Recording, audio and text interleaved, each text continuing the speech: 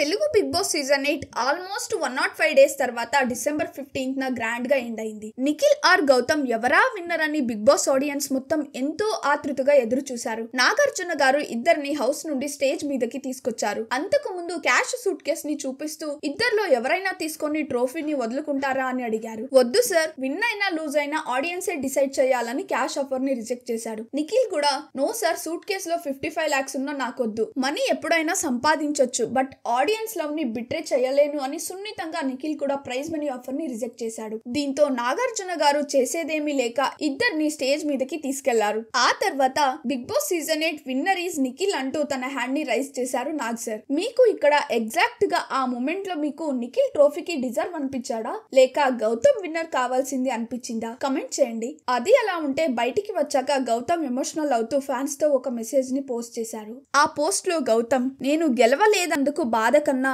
నన్ను అభిమానించి ఓట్ వేసి సపోర్ట్ చేసిన వాళ్ళని ఎక్కడో అసంతృప్తి చేశానని బాధ మిగిలి ఉంది. రానున్న రోజుల్లో మీ అంచనాలు అందుకొని అంతకు మించి మిమ్మల్ని అలరిస్తూ మీ ప్రేమకు మరింత దగ్గరవుతాను. సదా మిమ్మల్ని ప్రేమించే గౌతమ్ కృష్ణ అంటూ తను ఫ్యాన్స్ కి థ్యాంక్ యూ చెప్తూ ఎమోషనల్ పోస్ట్ చేశాడు. అది చూసిన ఫ్యాన్స్, అన్నా నువ్వు రియల్ విన్నర్ అన్నా, వీఆర్ ప్రౌడ్ ఆఫ్ యూ అంటూ కమెంట్స్ పెడుతున్నారు. అలాగే వెళ్లే ముందు వీడియోని లైక్ చేసి మరిన్ని వీడియోస్ కోసం please do subscribe the SR general talks.